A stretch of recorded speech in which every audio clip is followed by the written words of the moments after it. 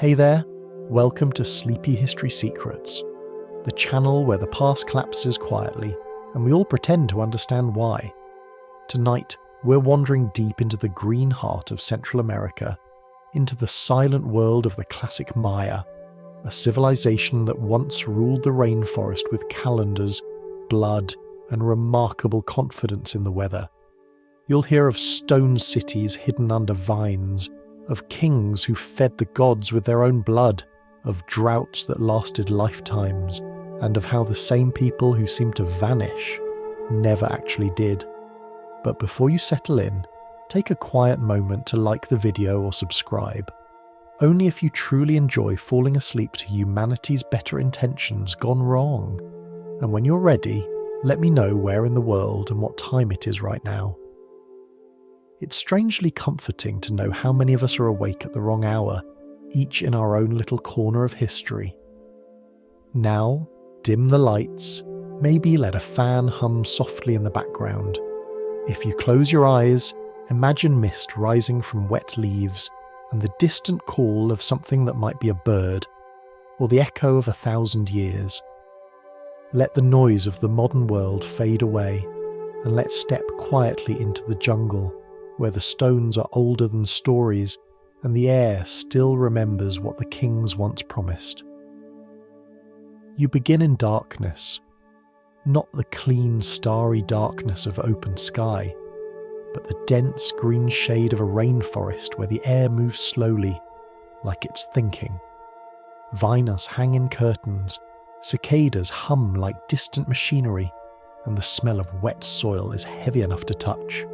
Somewhere beneath your feet, under layers of roots and forgotten time, an entire world sleeps. For centuries, the great cities of the Maya lay hidden here, their pyramids swallowed by forest, their temples wrapped in the patient grip of trees. Local people knew them, of course.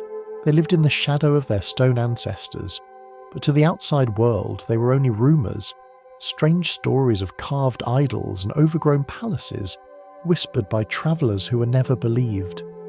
In the 19th century, it was common knowledge, especially among Europeans, that no great civilization could have possibly risen in the jungles of the Americas. If there were ruins, the thinking went, they must have been left behind by someone else, Egyptians perhaps, or a lost tribe from somewhere more respectable. That belief ended in the year 1839, when two men, John Lloyd Stephens, an American explorer with too much curiosity, and Frederick Catherwood, a British architect with too much patience, decided to find the truth themselves. They set off into what was then an unmapped maze of rivers, mud, and politics, crossing lands fractured by civil war and rumour. They rode mules through endless rain, bartered safe passage from suspicious generals, and swatted at insects large enough to qualify as local residents. It was less an expedition and more an endurance test disguised as curiosity.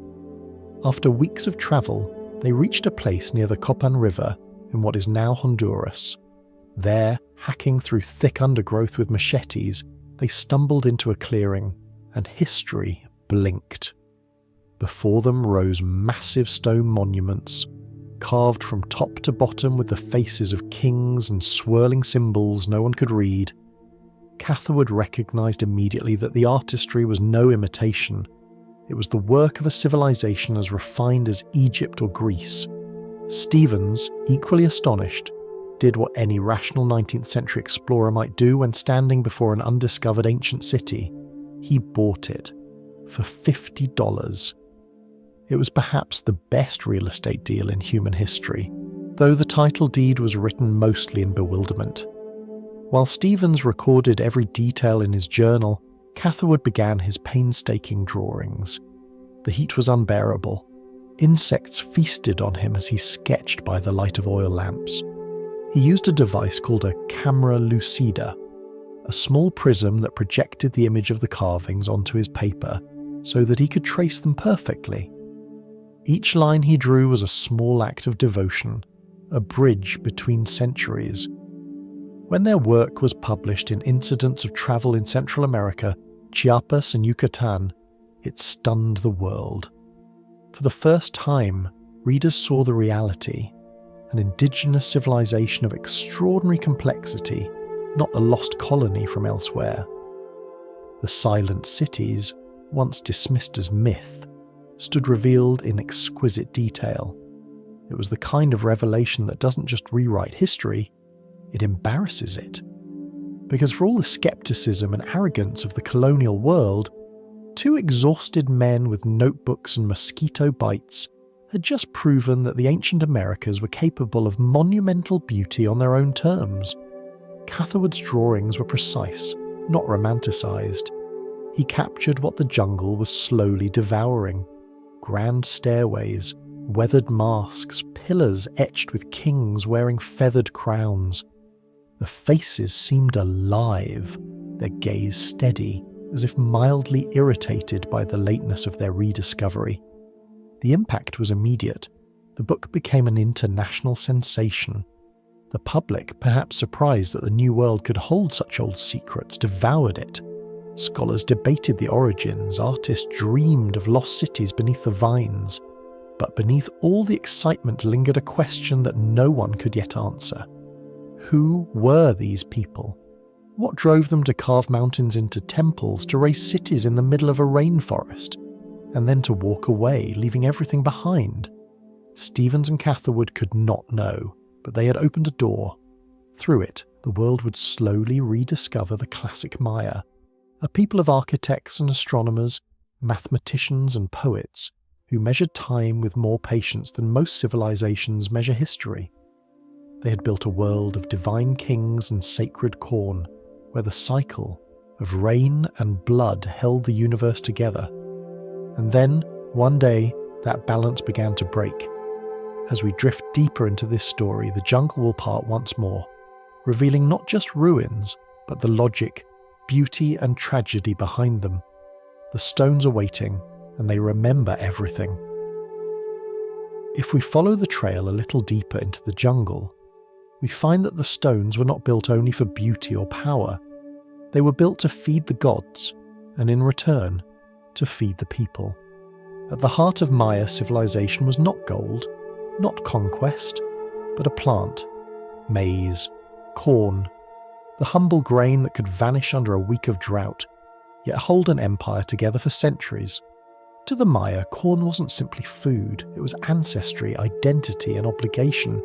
Every kernel was a promise. According to their oldest stories, human beings were shaped from maize dough, flesh of the field baked by divine hands. You didn't just eat corn, you were corn. You lived in the middle of a vast agreement between earth, sky, and hunger. The landscape they inhabited was never generous. The rainforest looks fertile, but its soil is thin, easily washed away by rain or stripped bare by too many seasons of planting. To survive, the Maya turned the forest into a living machine. They cut clearings with fire, the smoke rising like offerings, then moved on before the soil exhausted itself. They built terraces on slopes, turning hillsides into steppes of green. In the wetlands, they raised platforms of mud and reeds, carving floating fields where the ground refused to cooperate. These were not crude farmers. They were environmental engineers quietly negotiating with nature, one field at a time. Every harvest, every drop of rain was sacred theatre. When the clouds gathered, you could feel the collective breath of the cities waiting, and when the first fat drops fell on dry earth, it was more than relief. It was confirmation that the world still worked. Rain was the signature on the cosmic contract. At the centre of this contract stood the Kuhulajal, the Holy Lord, the Divine King. He was both ruler and medium, a human conduit through which the sky was persuaded to behave. His duty wasn't merely to command soldiers or collect tribute, it was to keep the universe in balance, a task that required blood, patience, and absolute faith. During the most solemn rituals, the king would draw his own blood as an offering, sometimes from the earlobe, sometimes from the tongue, sometimes from places best left undescribed. The tool could be an obsidian blade, a stingray spine, or a sharpened bone. each one symbolically dangerous, a reminder that creation always requires pain. The blood was caught on strips of bark paper, then burned. The smoke was said to rise in the shape of a vision serpent, a creature whose open mouth became a doorway between worlds. Through that portal, the king could speak to ancestors and gods, asking for rain, for maize, for forgiveness. It sounds extreme, and it was, but it followed a clear logic. The people fed the king with the labour of their fields, and the king fed the gods with his own blood. If the gods were pleased, they sent rain. If the rain came, maize grew, and if maize grew, the people could live another year and start the circle again. A beautifully simple system, at least until the weather refused to participate. The city was an enormous engine powered by faith. Tribute flowed inward, sacks of grain, woven cloth, carved jade, salted fish, and honey. The king's palace was the visible tip of a vast agricultural iceberg. Every brick of a pyramid was an act of collective belief, an attempt to prove that devotion could be made visible in limestone. The smooth white coating of each temple, made from burned lime, glowed so brightly in the sun that travellers said it looked like a city made of light. It was also, ironically, the beginning of the environmental debt that would one day ruin them. Every temple required wood to fuel its kilns, and every kiln devoured forests. The gods loved beauty, but beauty came with a bill. Still, for many centuries the system worked. Maize grew tall, the rains came mostly on time, and the king's blood kept the sky well fed. It was a civilization built not just on architecture or mathematics, but on balance. The understanding that life itself was a contract. Break it, and the world might stop. The rhythm of daily life revolved around the crop. Farmers woke before dawn, walking barefoot through damp soil, guided by the calls of unseen birds. Women ground maize on stone slabs, turning kernels into the soft paste that would become tortillas and tamales. Children learned early that every seed planted was a small act of courage. Hope buried in uncertainty. Festivals marked each stage: planting, growth, harvest. Drums echoed across plazas, and dancers wearing masks of gods moved in circles to mimic the cycle of the sun. Every gesture, every heartbeat of the calendar belonged to corn. The Maya understood their environment with astonishing precision. They observed the stars to predict when to plant and when to burn. Their calendars, one sacred, one solar, turned together like gears. The sacred count of 260 days guided ritual life. The solar count of 365 marked the seasons of the field. When the two wheels aligned, every 52 years, it was said the universe paused to take a breath. No symbols or numbers were spoken aloud in those moments. Only quiet prayers and the sound of wind moving through maize. That intersection of time wasn't just mathematics. It was the heartbeat of belief. The priest stood on temple steps, watching the horizon for the morning star, Venus, their celestial messenger of war and renewal.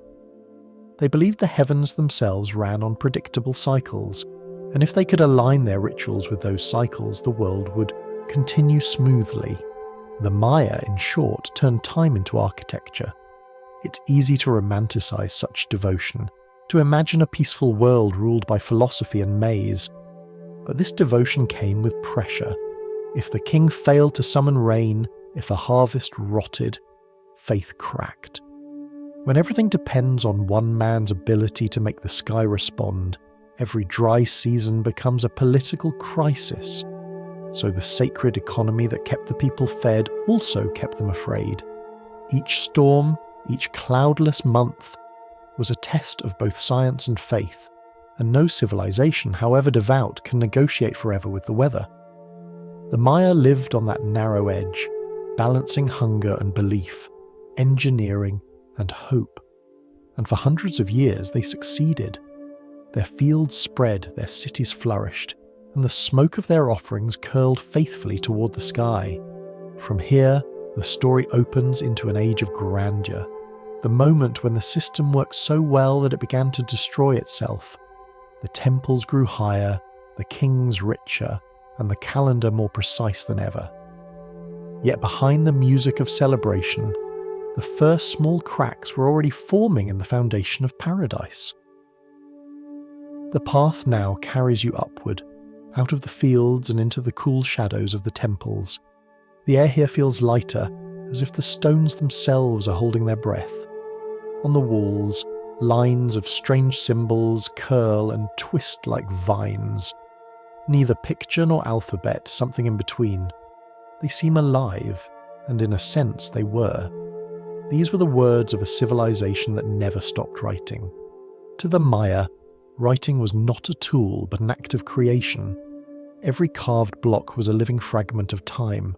Their scribes could fill a single square with a picture that meant an entire sentence, or build words from small phonetic pieces. Sounds shaped like flowers or faces. It was a system both logical and poetic, a language designed to please the gods as much as to record the world. The surface of a temple was not decoration, it was a library. If you look closely at one of their monuments, stone pillar, worn smooth by centuries of rain, you might see these glyphs arranged in pairs, forming a zigzag pattern that runs top to bottom. Read this way, the wall itself becomes a scroll, a slow waterfall of history. Each symbol glows with careful repetition. Names of kings, wars, dates, births, the count of moons and Venus risings. The scribes wrote with brushes made of animal hair, dipped in pigments ground from minerals and plants. Even their ink was a conversation between earth and sky. But to truly understand them, you have to understand how they counted. They didn't use the system we know, the one that starts with 10 fingers and ends in confusion. The Maya used a pattern of 20s. Each new level of numbers rose by a factor of 20, like stacking time in columns. But they never drew the numbers as we would. Instead, they used 3 gentle symbols, a dot for 1, a horizontal line for 5, and a small empty shell for nothing at all. That shell, their symbol for 0, was among the quietest revolutions in the history of thought. 0 is easy for us. It's everywhere. But to invent it from nothing is almost divine. The Maya gave absence a shape, a place in the order of things. It allowed them to count far beyond the reach of memory. To them, 0 wasn't a void. It was a pause. The space between heartbeats, the moment the world rests before it turns again. With that single idea, their arithmetic became capable of infinity. They calculated the cycles of the moon, the turning of the stars, the long return of planets that disappeared for years at a time. Their priests climbed the pyramid tops to watch Venus rise from behind the horizon, appearing as a spark of silver just before dawn. They tracked its journey for centuries, knowing that when it disappeared into the sun's glare and reappeared days later, it marked not just an astronomical event, but a sacred omen, one that foretold war, renewal, or change. Their calendars were not simple schedules, they were mirrors of the universe. One of them, the sacred count of 260 days, guided ritual life, births, ceremonies, and offerings. Running beside it was the solar year, 365 days long, which governed planting and harvest. These 2 wheels turned together like gears in an invisible clock, aligning every 52 years, the length of a human lifetime. When they aligned, the Maya said time itself took a breath. In those rare moments, entire cities paused, candles were extinguished, and priests prayed that the new cycle would begin again. It always did, until it didn't. To record longer stretches, they built a system called the long count, though you won't find a number written as we would write it. Instead, imagine a line of glyphs, each one representing a unit of days that grows larger with each step. Days becoming months, months becoming centuries, centuries becoming spans so vast they blur into myth. They counted from a point they believed marked the creation of the world, a date we now translate as roughly 3,000 years before the birth of Christ. But to them, it was not a date. It was a heartbeat that never stopped echoing. Each city had its own observatories, high towers open to the wind. Through narrow slits in the stone, the priest astronomers watched the sun set and rise at precise points on the horizon. Over generations, they learned to predict eclipses, the return of comets, the slow wandering of the planets. They treated the heavens like a text, one that could be read and interpreted if you were patient enough. They were, above all things, patient. Their mathematics and astronomy weren't abstractions. They were instruments of faith. To the Maya, the universe was not chaos but choreography. The stars did not wander aimlessly. They danced, in loops, repeating the same gestures forever. If you could learn the rhythm, you could predict it. If you could predict it, you could live in harmony with it. The goal was not to change the world, but to keep pace with it. Imagine a civilization where science and religion are not enemies but partners, where each calculation is a prayer. The Maya never saw a boundary between the two. To count was to believe. To observe was to worship. Their calendars were as sacred as their altars, their numbers as holy as blood. And yet, hidden inside that perfection was fragility. Because when you believe that the cosmos runs like clockwork, every small delay feels like a warning. Every eclipse, every strange star, every missed rain becomes a sign that something has gone wrong in the machinery of heaven. Still, in this age of clarity, they stood at the peak of understanding. No other civilization of their time measured the passage of days with such precision. They knew that time was not a straight line but a circle, one that returns to its beginning again and again. Their priests must have found comfort in that idea, standing on the pyramid steps, watching the first light touch the horizon, knowing it had happened countless times before and would happen countless times again. But within that comfort was also a quiet arrogance, the belief that the cycle could never break. The sun rises, the moon returns, the corn grows, the rain falls, the numbers align, until one day they don't. And when the numbers stopped aligning, when the sky forgot its rhythm and the rains no longer obeyed the sacred math, the entire order of the universe, their perfect, patient system, began to tremble. Our quiet exploration now turns toward that trembling, to the century when the gears of the heavens stuttered and a golden age discovered the sound of its own unravelling. From here, the story opens into a world of certainty. These cities of the Maya are no longer rising. They have already risen. The rain comes on time, the crops grow thick and tall, and the drums of ceremony roll across plazas that shine like polished bone. This is the century when the system worked. It is the moment before it forgot how. At its height, sometime around the middle of the 8th century, the Maya world must have seemed eternal. Across the lowlands stretched a network of kingdoms, each proud, each fiercely independent. From the rooftops of Tikal, you could see the green horizon ripple like an ocean, and from that sea rose towers, temples and causeways. Human mountains dedicated to gods who always seemed to deliver. The city thrived on a blend of faith and logistics. Grain storage, trade caravans, roads paved with limestone dust. Even their bureaucracy was beautiful. The kings ruled from palaces covered in stucco and paint, their courts heavy with incense and ceremony. Every wall glowed with red, yellow and blue, colours made from the soil itself. In the cool shade of those halls, scribes sat cross-legged with paintbrushes made from animal hair, recording births, victories, and eclipses. Every event was both historical and sacred.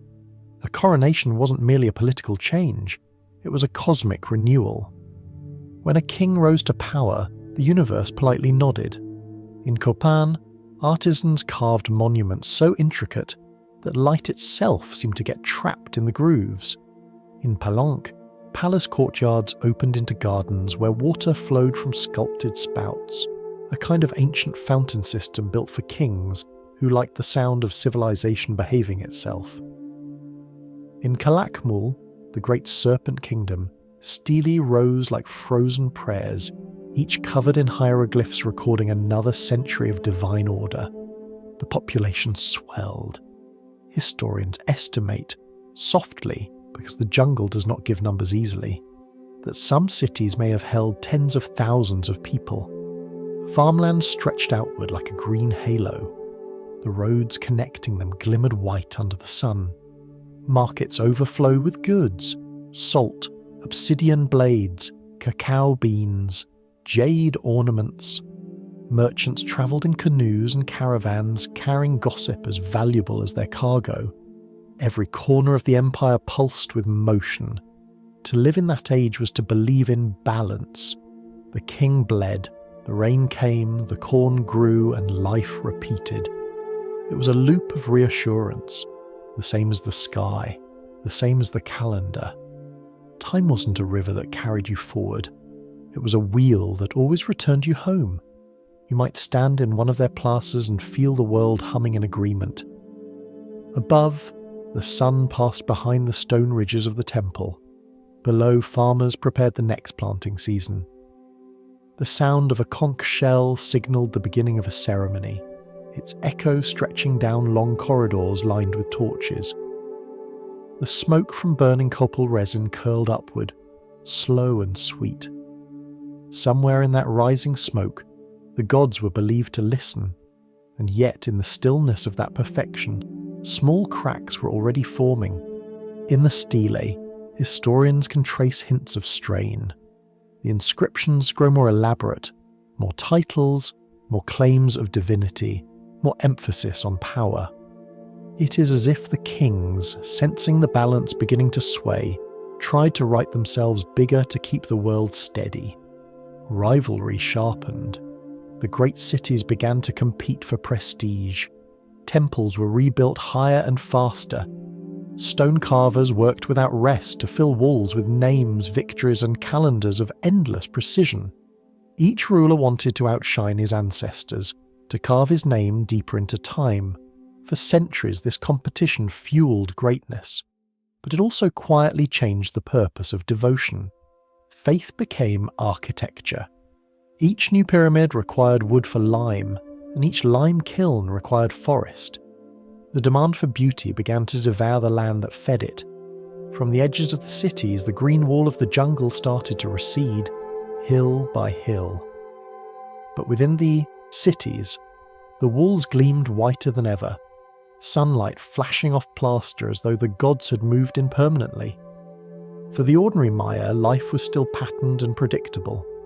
Farmers planted and harvested by the turning of the sacred calendars.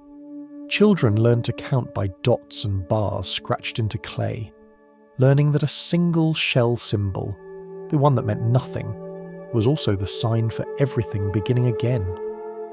Craftsmen worked jade into faces of kings, soft and expressionless.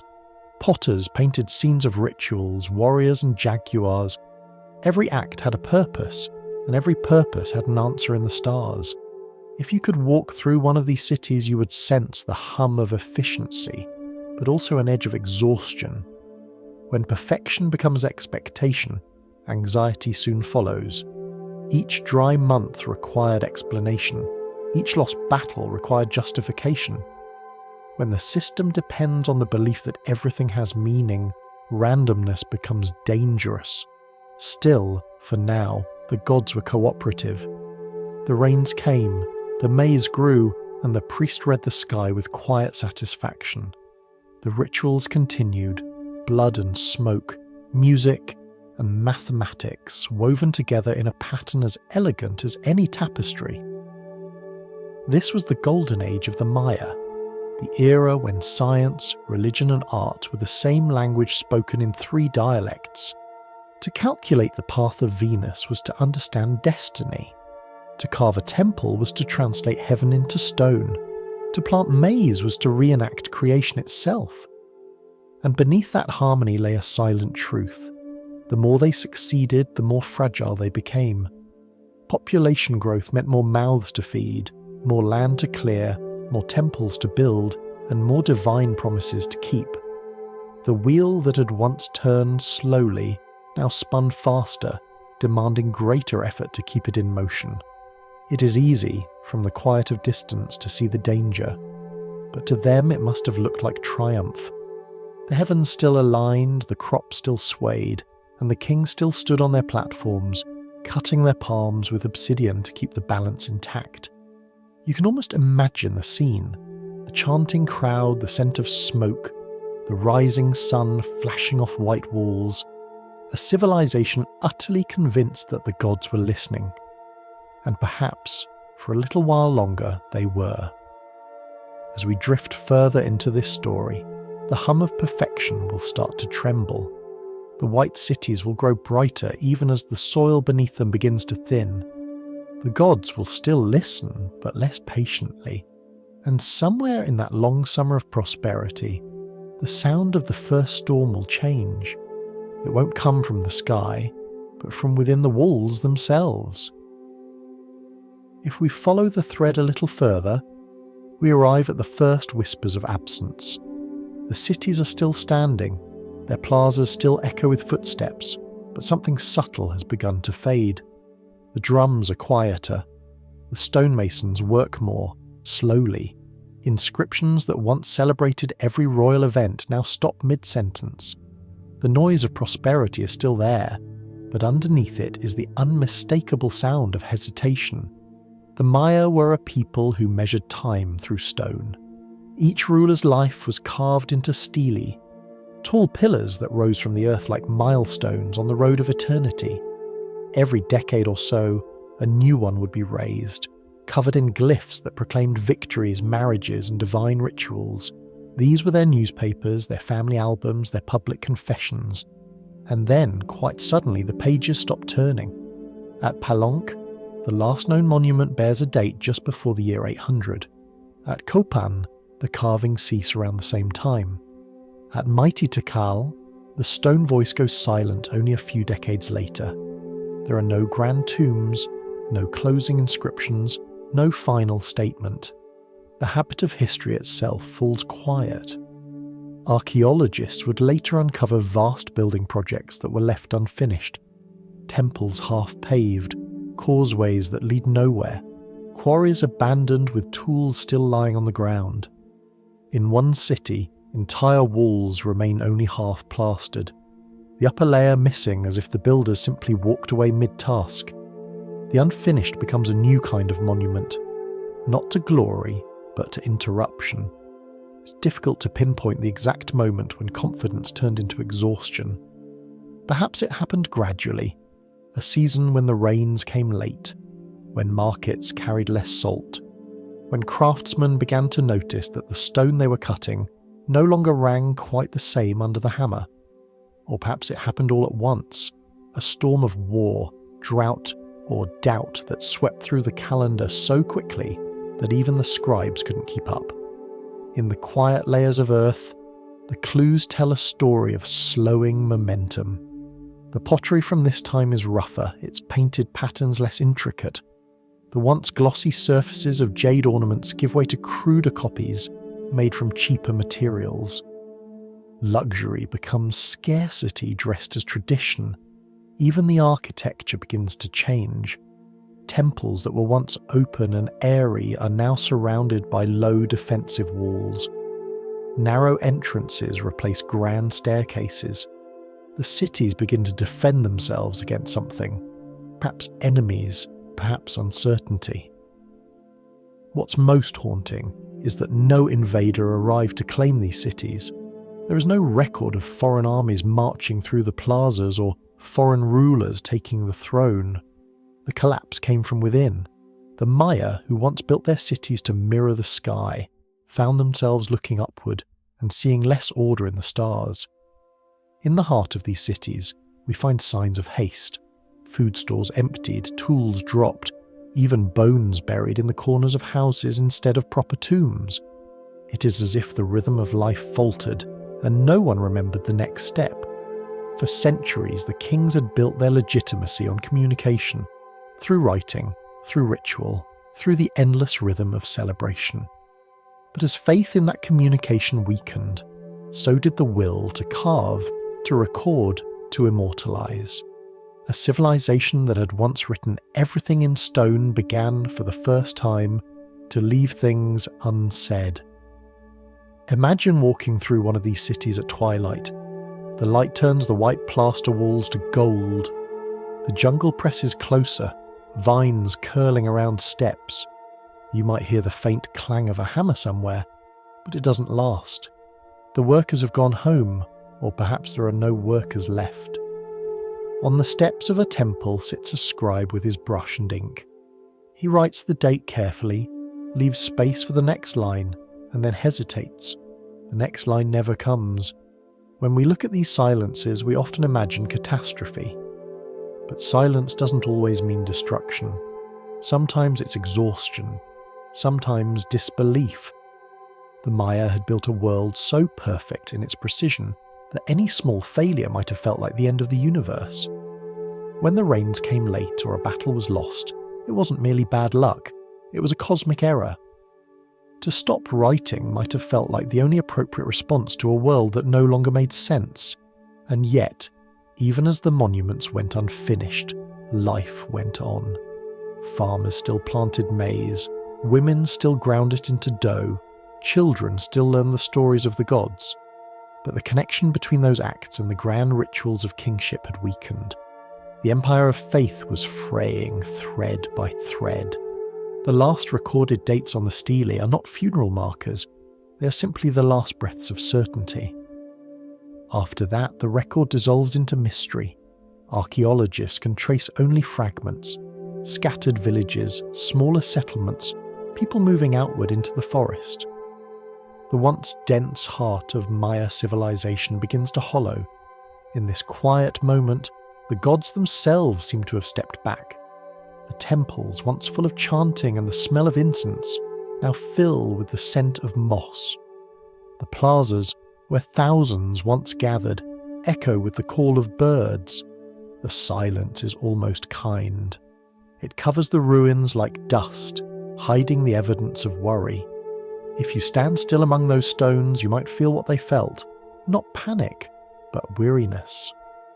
A long sigh stretched over generations, the kind that comes when even the priests who once spoke with the sky realize that the sky is not answering. And yet, the system doesn't collapse in a single night. It drifts, slowly, into stillness. The kings are still there, bleeding for the gods. The priests still watch the horizon. The calendars still turn.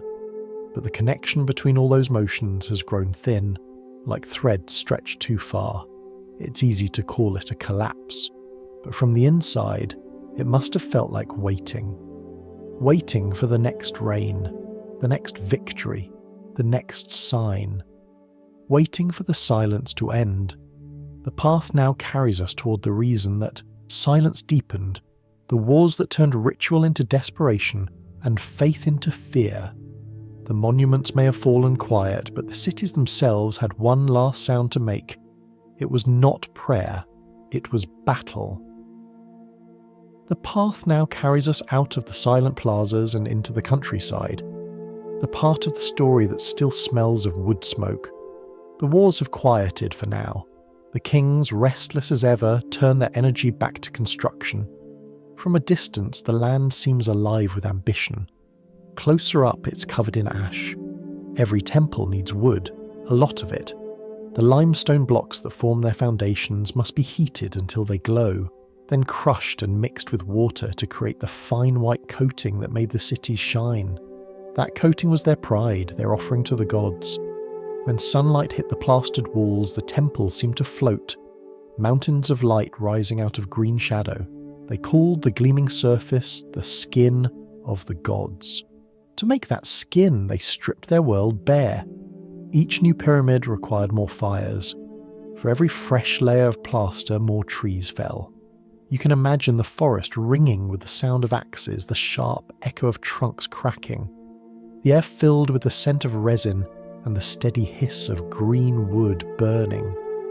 To coat a single grand temple might take years of labour and the life of an entire forest.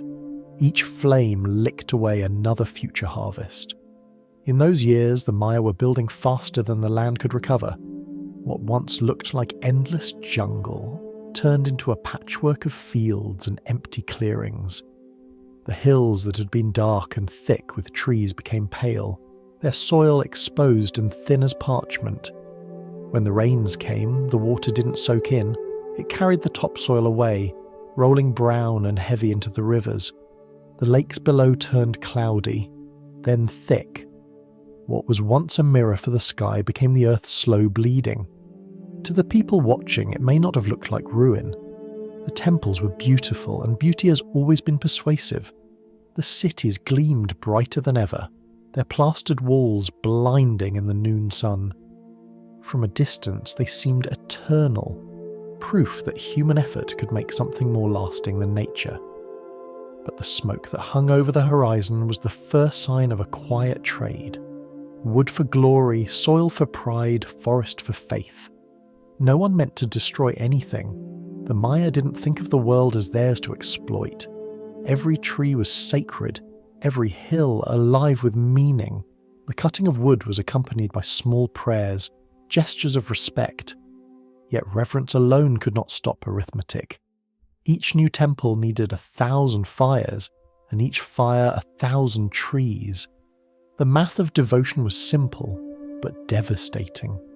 The irony is almost perfect. The same faith that bound the people together also drove them to overreach. The kings built higher and whiter temples to prove their holiness, and the more they built, the more they had to burn. The gods demanded beauty, and beauty demanded fuel. It's one of history's oldest loops. Belief feeding ambition, ambition consuming belief.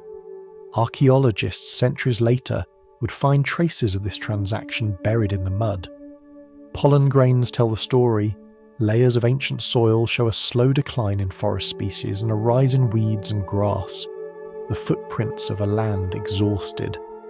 But you don't need science to imagine it. You only need to picture a farmer standing at the edge of a clearing, looking toward the smoke of the city's kilns, wondering how much farther the woods will retreat before there is nowhere left to plant. For a while, the system held. The rains still came, mostly on schedule. The maize still grew, though the fields had to stretch farther each year. The cities continued to expand, their white towers rising against the green. But underneath that success, the ground was changing. The rivers carried silt instead of fish. The soil lost its weight, its scent, its patience. A civilization that once grew in harmony with the forest had begun to live off its memory. You can almost hear the contradiction. The chanting of priests and the crackling of fire, the songs of praise blending with the sound of trees falling. To the worshippers, the smoke rising into the sky must have looked holy, an offering climbing toward heaven. In truth, it was the earth turning itself to dust. Still, the people believed. Faith is a stubborn gardener. Even when the fields grew thinner and the air thick with haze, rituals continued. The kings spoke of divine duty, of keeping the temples bright enough to please the gods. Perhaps they saw no other choice. A dull temple would have been an insult to heaven. A darkened city might have meant the gods had turned away. So they burned more wood, cut more limestone, and built higher, trying to reach a sky that was beginning, very quietly, to withdraw. The land has a way of giving warnings, though it rarely raises its voice. First, the birds move, then the soil changes colour, streams run slower, the air tastes different. The people must have noticed, but by then the pattern of work and worship had become its own kind of prayer. Too big to question, too sacred to stop. And so the fires kept burning. Every night the horizon glowed faintly red, as if the gods had left their lamps on. The cities from a distance seemed to shimmer in that heat. If you had walked among them then, you might have thought you were looking at the dawn of a new world. But it was twilight, a long, beautiful twilight where faith burned brighter than the stars. Every bright white temple was in its own way a receipt for 1,000 acres of regret. And yet, who could blame them? They were building heaven on earth, and heaven has always required good lighting. When the fires finally died down, the hills were bare, the air quieter. The gods still lived in gleaming stone, but stone, unlike trees, does not grow back. As we move gently onward, the smoke begins to thin, revealing the next horizon, a sky that, for the first time in centuries, has forgotten how to rain. If we follow the smoke a little further, it thins into silence. The fires that once fed the temples have cooled to ash, and the air feels different, still warm but strangely hollow. The forest that had been cut back waits for new leaves that never come. You can almost hear the pause before something breaks. For generations, the Maya had lived by a quiet rhythm between sky and soil. When the clouds gathered, the people prepared. When thunder rolled, they rejoiced. The rain was not only weather, it was promise made visible. But one year, the promise failed. It didn't happen suddenly. Drought, like doubt, arrives slowly. A few weeks without rain becomes a season. The earth cracks a little deeper each day. Wells begin to echo when you drop a stone into them. Farmers look up at the sky the way a child looks at a door that has been locked too long. At first, there was patience. The Maya had endured small dry spells before. They believed in cycles, that every dry season is only the prelude to the next storm. They burned incense, offered maize, and waited. But the clouds kept moving west, silent and unwilling. The rains that had been loyal for centuries began to forget their way home. The lakes, once mirrors for the sky, began to shrink. The muddy rings left along their edges told the story better than any scribe could. Each layer of drying mud was another line in the diary of a thirsty world. Even the caves seemed to remember. Within them, the drip of water slowed, then stopped. On the stone columns that had been growing for centuries, the lines of mineral colour became thin, pale bands recording every lost rainy season. If the earth keeps its own calendar, this was the page where it started to fade. We know now, with the hindsight of science, that it lasted longer than anyone could imagine. Not a year, not a generation, but the span of several lifetimes. An age of disappointment written in dust. But to the people living it, there was no such scale. There was only another morning without rain. The great reservoirs built beside the temples began to dry. The water that once reflected pyramids turned to cracked clay. Children ran barefoot across the dry basins, their laughter echoing where fish once swam. In the fields, maize plants grew thin and brittle, their leaves curling inward like fists. A stalk that once stood taller than a man now barely reached his knee. As the earth dried, so did the faith that bound heaven and human together. The priests climbed the pyramid steps and looked at the sky with disbelief. The divine kings bled as they always had, but their blood bought nothing. The gods, it seemed, had changed their price, and yet the rituals grew more desperate, not less. The smoke of offerings darkened the air, though no. Clouds gathered in response. The drums beat louder, trying to wake a sleeping sky. In one city, the people filled their last pools with flowers, hoping beauty might be persuasive where prayer had failed. The flowers withered by noon. The drought touched everything, not only the crops, but the rhythm of life itself. The rivers thinned to trickles. Animals wandered closer to human settlements, drawn by the smell of stored water. Trade slowed. Canoes that once glided easily along full channels now scraped the bottom. Salt caravans vanished. The fish markets fell silent. The same merchants who once traded jade now traded rumours that a neighbouring city still had water, that another had found a way to call the rain back. Each rumour was a lifeline, each lie a comfort. You can imagine the change in the air, not just dryness, but stillness. The constant hum of insects fades, the wind loses its voice, dust coats everything. The heat presses down without mercy, turning the afternoons into hours of hallucination. Even the gods carved into the temple walls begin to look tired, their faces half covered in the soot of 1,000 failed fires. For those who had lived by cycles, this must have been unthinkable.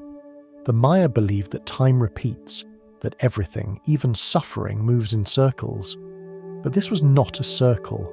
It was a line stretching on and on without curve or return.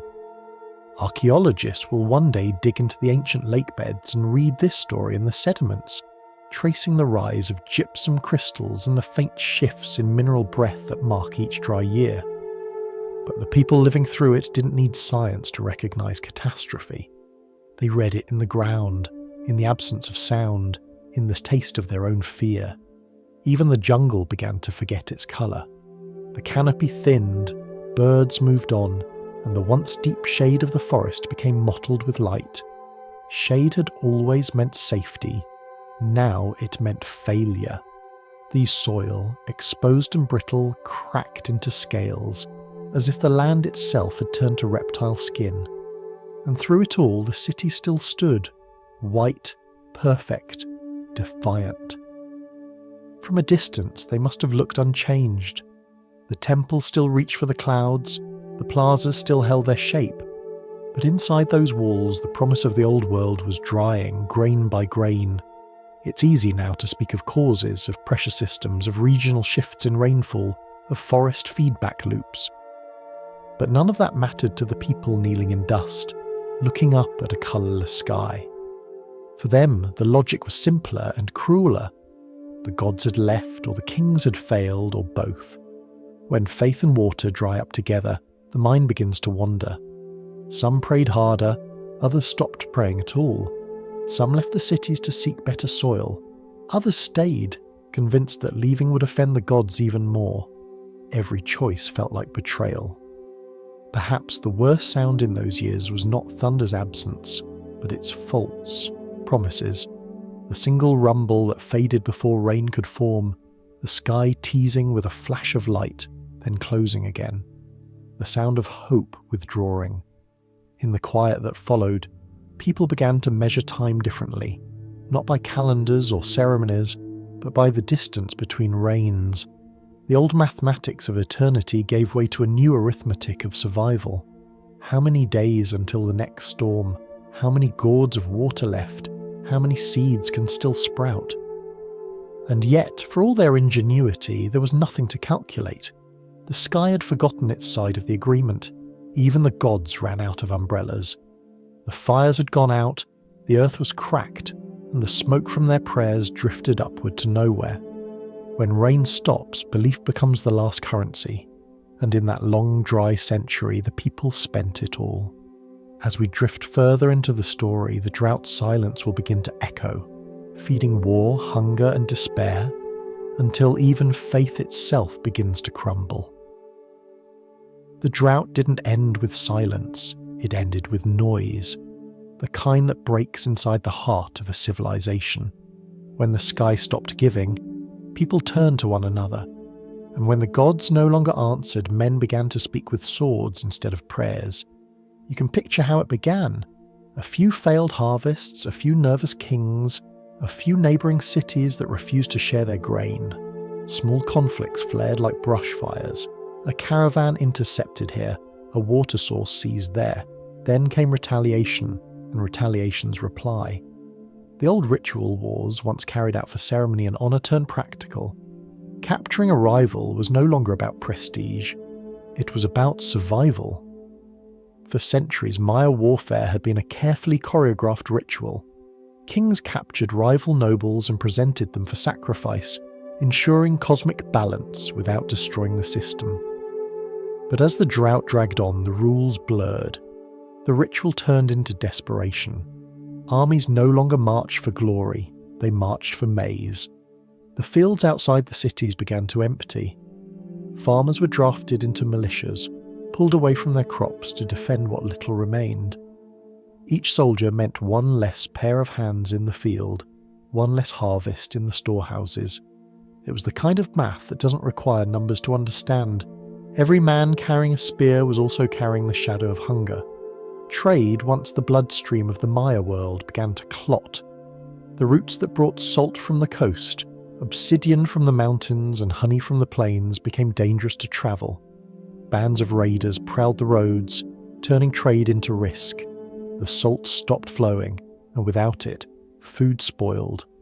The obsidian stopped arriving, and with it went the ability to make new tools, new weapons, even new ritual blades for bloodletting. The sacred machinery of daily life began to grind to a halt.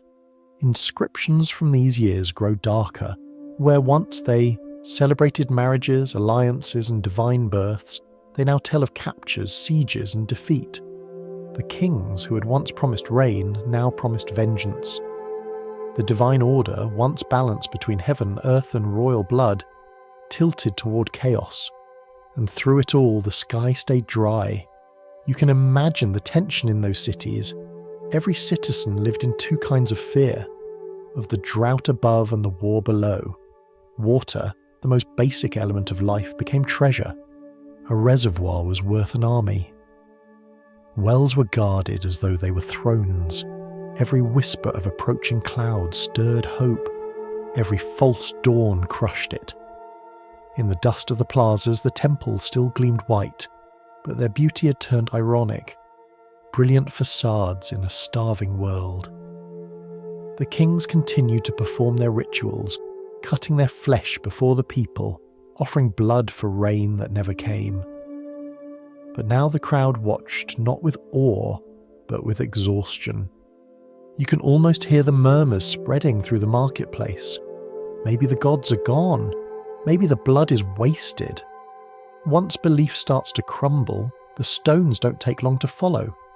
By this time, entire regions had descended into what modern scholars politely call total warfare, though it might be simpler to call it collapse made audible.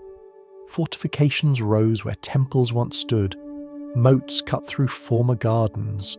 The temples of the gods became watchtowers. Whole cities turned inward, their plazas shrinking into fortified compounds.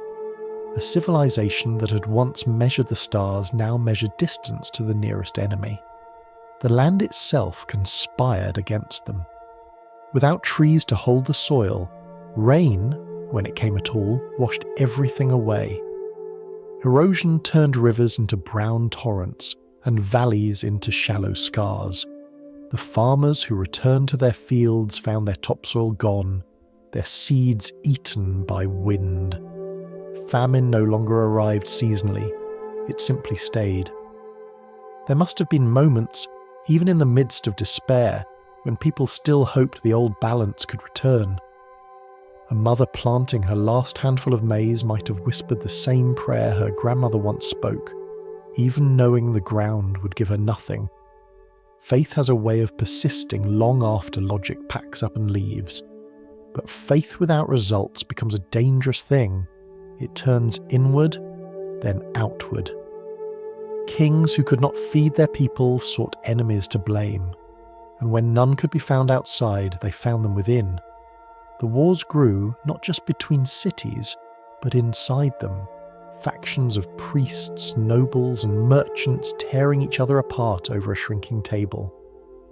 Archaeologists have found evidence of massacres from these years. Skeletons buried hastily in pits, walls blackened by fire, temples rebuilt with the rubble of older monuments. These are the ruins of fear, not ambition. Each layer of stone tells the same story in a different dialect. Hunger, violence, collapse. If you could have walked through a city at this time, it would have looked deceptively alive. The markets might still operate, the drums still beat, the priests still burn incense. But everything would feel thinner, faster, desperate. The sound of life continuing out of habit rather than hope.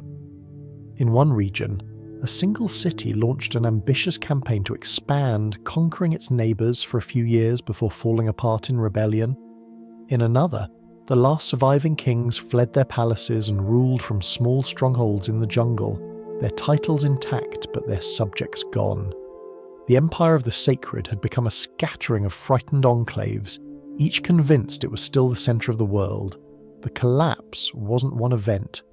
It was a series of overlapping circles, drought feeding famine, famine feeding war, war feeding doubt, and doubt feeding back into drought. A feedback loop of loss. The more they fought, the less they could plant. The less they planted, the more they starved. The more they starved, the more they fought. Civilization had become a machine that ran on its own decline.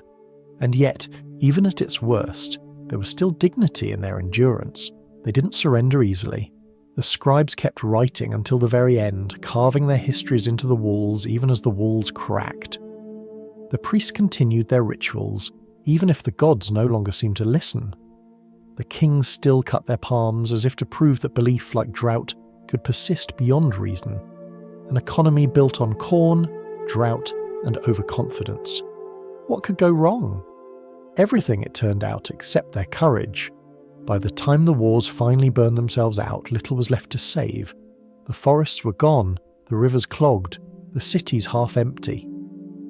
The old alliance between man, God, and nature had broken into 3 silent pieces, and so the people began to leave. The fires that once rose in worship now smouldered over abandoned courtyards. The drums faded. The great white temples built for gods who no longer answered stood gleaming under a colourless sky. When gods fall silent, even the faithful start packing. As we move forward, the story narrows to its final act of faith. Kings bleeding before an unresponsive heaven, a civilization trying to keep its promises while the world around it quietly unravels. The path now leads into the last great ritual, the final performance of a faith that had once ruled the sky. The drought has deepened, the wars have burned out, and what remains is ceremony without reward. The kings still stand on their temples, faces painted red and black, holding obsidian blades that catch the faint light of dawn. The drums still echo across the plazas, but the echo no longer returns. For generations, the Maya believed that the bond between ruler and heaven was absolute. The king was not simply a man, he was a bridge, a living rope connecting the people to the gods.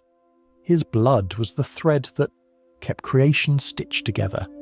If he bled, the rain would come. If he prayed, the maize would grow. It was a system both cruel and comforting, a world that made sense, even if it demanded pain. But now the rains do not come. The maize withers before it reaches the knee. The reservoirs stand as dry basins of cracked clay. The priests whisper that the gods are testing their devotion. The farmers standing in their dead fields begin to think otherwise. On the morning of a great ritual, you can imagine the plaza filling with people, though fewer than before. The air is thick with smoke from incense made of pine and resin. The scent is heavy, almost sweet. The king ascends the temple steps slowly, his robes dragging behind him, his breath unsteady. At the top he lifts his hands to the sky, a sky without clouds, and speaks the ancient words. They sound strong, but even he must hear the hollowness in them. When the blade cuts, the crowd gasps. The blood falls onto the bark paper, which will soon be burned so the smoke can carry the offering to the heavens. The people bow their heads. The smoke rises, twisting and beautiful, reaching upward. For a moment everyone waits, but the air stays still. The clouds do not gather. The offering curls away and disappears into emptiness. It's hard to run a theocracy when heaven stops answering mail. The crowd leaves quietly. The priests pack away their instruments. The king descends the steps, his robes stained darker than before. No one says it aloud, but something has broken. The faith that once made the world turn now feels like a story told to children. In the years that follow, the ceremonies grow fewer, temples close, the great processions that once filled the streets become private rituals behind palace walls. Some kings turn inward, building smaller sanctuaries inside their own homes, as though the gods have grown shy and need coaxing. Others turn outward, blaming neighbouring cities, punishing priests, burning idols. The divine bureaucracy begins to devour itself, and yet habit is powerful. Even when faith weakens, tradition keeps moving. The scribes continue to carve dates into stone, even as the years lose their meaning. The calendar wheels keep turning, though no one is quite sure what they measure anymore. Time, once a circle of divine order, begins to feel like a spiral, still moving, but downward. You can almost feel the emotional exhaustion of those final generations. The Maya were not a people who gave up easily. They had survived droughts, invasions, and famines before, but this was different. This was cosmic betrayal. For centuries they had believed that human sacrifice, not of life, but of effort, devotion, and ritual, kept the world alive. Now they faced the possibility that the universe had stopped listening.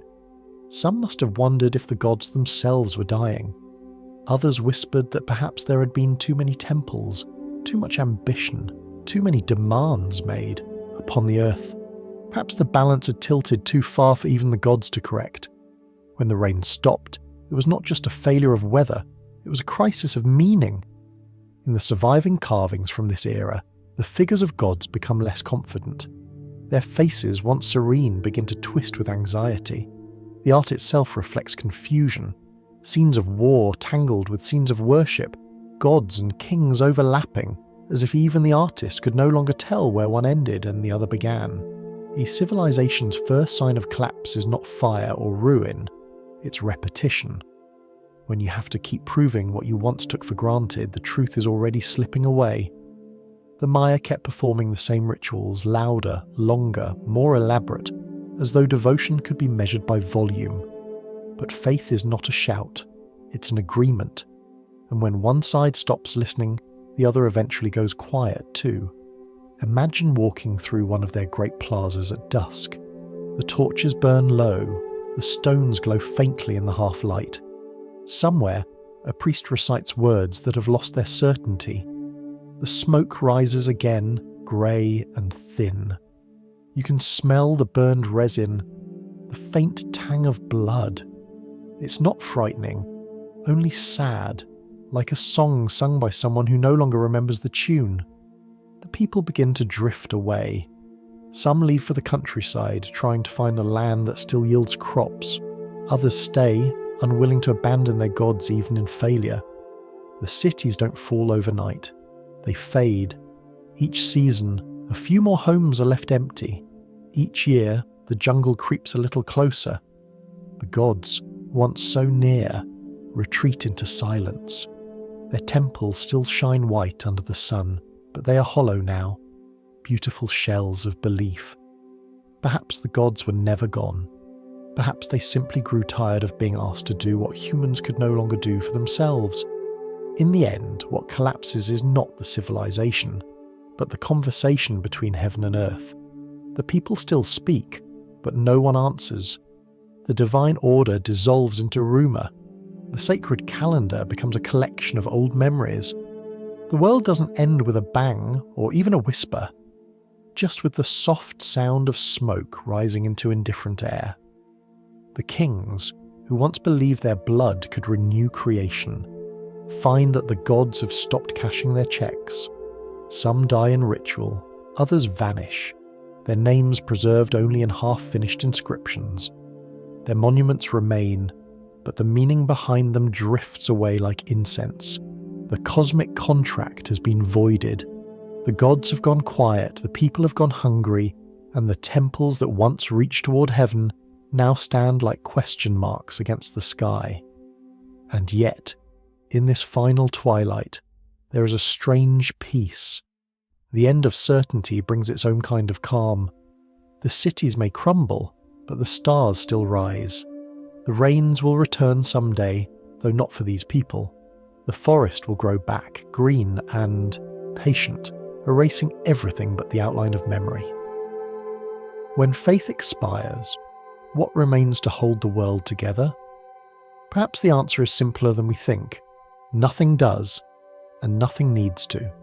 The world continues, indifferent but complete. From here, the story turns quieter. The gods have left their altars, and the people begin to follow.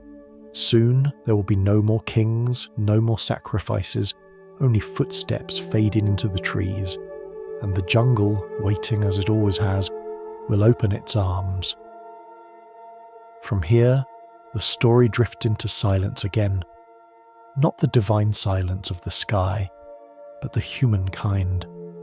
The cities still stand, their plazas still gleam in the morning light, but the sound inside them has changed. The chants are gone, the laughter of markets is gone.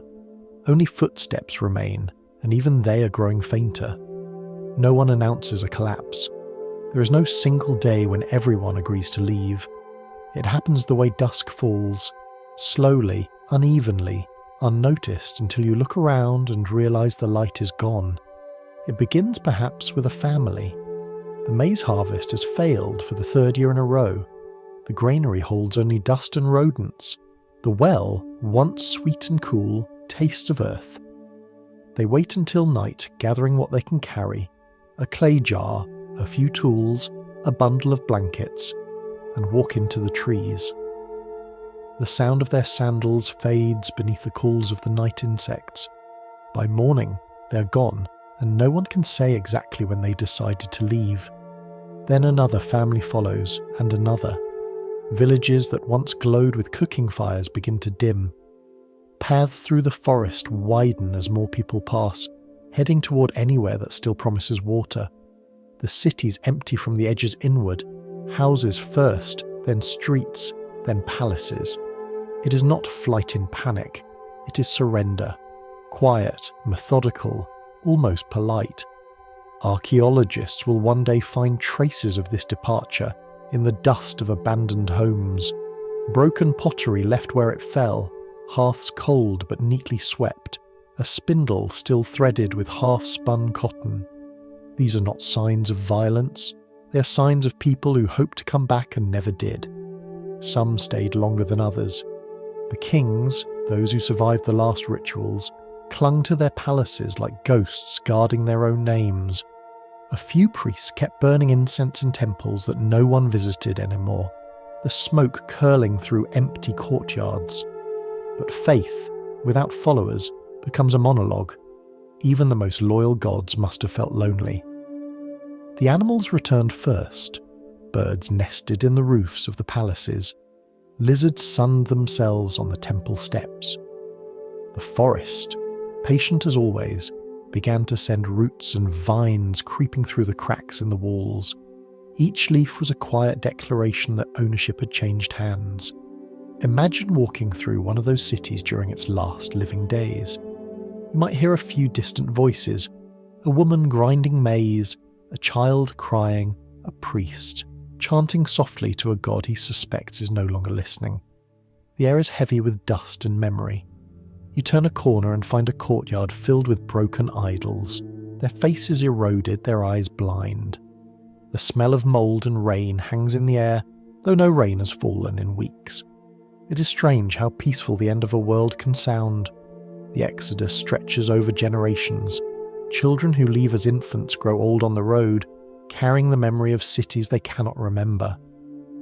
They build new homes on higher ground, closer to rivers that still flow. They plant maize again, though the soil is poorer and the seasons unreliable. They tell their children that their ancestors once lived among gods, and the children listen as if hearing a myth. The old names, Tikal, Copán, Calakmul, become stories whispered by firelight. Not everyone leaves willingly. Some stay behind out of stubbornness, guarding the places where their parents are buried. They live among the ruins, using broken temples for shelter, cooking over what was once sacred stone. To them, the city is not dead, just resting. They wait for the rains to return, for the drums to sound again, for the gods to change their minds. But the sky remains silent, and one by one, even the faithful stop waiting. The forest thickens around the roads. Paths disappear. The jungle, green and slow and merciful, begins to erase the geometry of human order. A wall here, a staircase there, all softened by moss. The bright plaster that once blinded travellers in sunlight crumbles into chalk dust. The vines climb higher, wrapping the gods in a slow embrace. Urban planning's final stage is everyone leaving. To the Maya who walked away, the cities must have seemed eternal. Even as they disappeared behind the trees, they might have turned to look back, expecting the temples to still catch the morning sun, expecting the gods to call them home someday. Perhaps they imagined returning when the drought ended, when the balance was restored. But centuries passed, and the balance never did. And yet, this was not extinction. It was transformation. The people didn't vanish. They moved, adapted, changed. Life continued in smaller settlements, in villages clustered along rivers and coasts. The great cities had been built for gods. The new ones were built for survival. From above, the pattern of migration would have looked like ripples spreading from a single stone dropped into still water. The ripples fade, but the water remains. So did the Maya, speaking the same languages, planting the same maize, watching the same stars. Civilization shifted shape, but the soul of it endured. If you listen closely to the jungle today, you can almost hear that long procession. Footsteps brushing through ferns, the quiet creak of burdened backs, the sigh of exhaustion. A line of people walking away from history, each carrying a piece of it. And then, at last, nothing. Only the rustle of leaves, the hum of insects, the slow heartbeat of the forest reclaiming its breath. The cities do not die, they simply fall asleep. And while they dream, the jungle grows. When people vanish, the jungle doesn't wait long, it never has. As we drift further into the story, the forest will finish what humanity began, covering the bones of temples, softening the edges of pride and turning memory into moss. The gods may have fallen silent, but the earth has not. It has only begun to speak again in green. If we follow the trail just a little farther, the path begins to blur. The last footprints of the people fade into leaves, and the noise of human life melts into the low hum of insects. The air feels different here, heavier, slower, filled with the smell of sap and the slow breathing of green things. The forest has been waiting, and now, patiently, it moves back in. It starts quietly. A seed drifts on the wind and lands in a crack between stones. A little rainwater collects, a little soil gathers, and soon a thin stem rises from the dust of the plaza. A vine climbs a temple wall, reaching for light. Roots find the gaps in staircases and begin to push. The stones do not fight back. They shift slightly, then surrender. The Maya built their cities as if they would last forever. They raised pyramids meant to outlive dynasties, monuments meant to defy time. But eternity has a sense of humour. The forest does not destroy the cities with storms or fire. It simply breathes on them. Rain softens the plaster, moss paints the stone. The air itself becomes an artist, sculpting patience back into the world. You can imagine the transformation, slow, deliberate, and strangely merciful. The plazas fill with ferns, courtyards become ponds where frogs sing in the moonlight. Birds build nests where priests once burned incense. Jaguars slip through corridors lined with carvings of kings. The temples that once shouted toward the heavens now whisper in the language of roots and wind. The forest does not rush. It has no schedule, no calendar to align. What took humans centuries to build, it takes centuries more to reclaim. A rhythm too slow for human eyes, too graceful for grief. Day by day, leaf by leaf, it erases the straight lines and restores the wild ones. In the quiet of this return, something unexpected happens. The ruins begin to look alive again, not as cities, but as extensions of the forest itself. The pyramids become green hills, the temples sprout crowns of trees, the sacred ball courts fill with vines, their once perfect walls now decorated with orchids. The boundary between nature and civilization dissolves. It's hard to tell where belief ended and biology began. At first, this reclamation might look like defeat, the proud civilization buried under green silence. But if you listen carefully, it sounds more like balance returning. The forest had never been gone, only waiting its turn. The Maya had borrowed space from it for a while, and now they were simply giving it back. There's a certain peace in that. We often imagine collapse as catastrophe, something loud, sudden, and final. But sometimes, the end is just nature remembering what it can do without us. Centuries pass. The jungle grows thick enough to hide entire cities. From the air, though no one will see it from above for 1,000 years, the land looks smooth again, like an unbroken sea of green. Beneath the canopy, the monuments sleep. The carvings, once sharp and proud, blur into soft reliefs. The faces of gods are veiled in moss. Time itself seems to grow roots here. In that endless quiet, the forest becomes a kind of storyteller. Every sound is a reminder that life has not ended, only changed its language. The rain begins to return, first timidly, then in earnest. The rivers swell again. The dry lakes fill. The same water that once abandoned the land now returns to wash the dust from stone faces. It's as though the sky, after centuries of forgetting, finally remembers the words of the old promise. The gods never left. They were just reabsorbed into the things that made them. The rain god becomes the rain again. The maize god becomes the soil. The serpent god becomes the vines that coil around the temples. Divinity dissolves into the landscape, and the landscape, in its quiet way, continues worshipping itself. If you were to stand among these ruins at dawn, you might hear the forest breathing. Not in any mystical sense, just in the way wind moves through trees, how mist rises and falls like lungs filling and emptying. The noise is soft but steady. It sounds like forgiveness.